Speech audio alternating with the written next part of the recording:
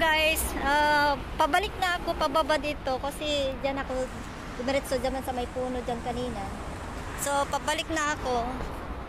Ito, pabalik na. Tapos ito may mga building dito. Binabasa ko na lang yung mga ano nakasulat dito. Park. Bali ang ginawa ko kanina, nakaupo ko doon, nagtambay muna at hindi muna ako nakapag-vlog. Sinusulat ko, may malit ako talaga na book na dinala ko, yung maliit na book ko. Bali sinusulat ko yung mga karatula na mga bus na dumadaan. Doon ako nakaupo kasi nag-stop talaga doon. Binabasa ko tapos sinusulat ko. Tapos yung mga bus dito may number din. Same pa rin yung number na pares-parehas sila ng number kung saan sila mag-stop, dadaan. Tapos marami ako naisulat na mga iba't ibang pupuntahan nila, mga iba't ibang bus na kung saan mapunta.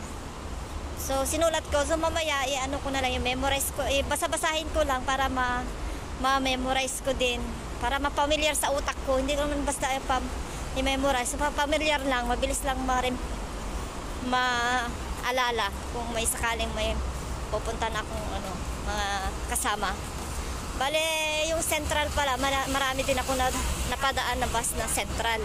Yung Central, Typo Central. So, doon yung mga karamihan na nagpupunta ng mga OFW, katulad namin na DH, domestic helper.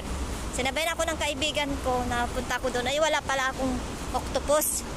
Kailangan ng octopus. Kailangan makabili ng octopus. Magkano yung octopus? 200.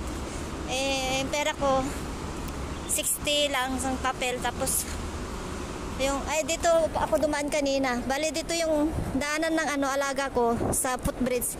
Dito ako dumiretso kanina. So diretso ako doon, tapos lipat ako doon, bababa ako doon saan kami pumunta sa library noon.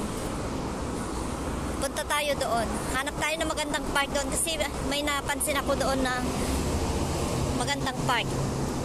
So doon muna ako ulit magtambay mga guys. Ubusin ko yung oras ko sa pagtatambay, paglalakad. Kabisaduhin ko yung paligid ko sa amin.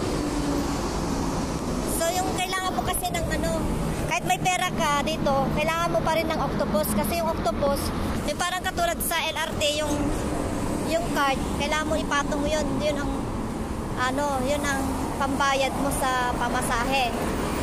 Bilhin mo daw yon 200. May laman na daw na 150. Yung 50, yung pinaka-balance niya yon. So, pag may sahod na ako, bibili talaga ako. Pag mayroon daw 7-Eleven dito, pwede daw ako makabili, sabi ng kaibigan ko. Hindi daw makapunta ngayon, hindi daw siya makapagpaalam kasi nagpa-process. Yung isang kaibigan ko, nagpa-process, papunta sila sa China. Kasi China pala yung amo niya, dito siya lang kinuha. Tapos babalik din sila magbabakasyon dyan sa Pilipinas 1 week. So yung matanda kasi yung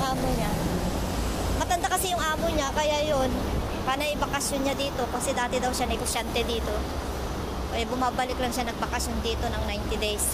So ubusin nila yung 90 days habang nagpa-process pa sila ng papel, pabalik na sa China. Pero kailangan pa rin siya bumalik dito kasi dito siya yung kaibigan ko dito siya kinuha. Sinabihan daw siya ng matanda. Sinabihan daw ng matanda na embassy na kailangan ibalik niya yung kaibigan ko dito kasi dito siya kinuha. So, walang problema. Yung matanda mayaman naman sila. Kasi retired na yon. Nag-ano yon. Pasyal-pasyal lagi. Bakasyon lagi. So, dito ako na dumataan. Pwede ka mag-elevator dito. So, punta tayo doon, punta tayo diretso doon, maraming puno. Magkala tayo mag-isa guys. So bye-bye muna guys. Hello guys. Hindi na ako dumiretso doon sa pinuntahan naming library. Mamaya na lang ako doon mag-upo, magtambay kasi doon may alam kong upuan. Hindi pa naman ako pagod na maglakad. Kaya dito muna ako sa right side ko dumiretso. Ito, kasi may paakyat na daanan dito na maganda, maraming mga views doon na mga puno. Katulad yan, dinaanan ko na yan. Galing ako dyan. So, bali doon yung library, yung pinuntahan namin ng amo ko. Tapos dito naman sa side ng right, dito ako umakyat. Nag-turn right ako. So, akyat ako doon guys. Akyat ako doon. Sige, mamaya i-video ko ulit doon.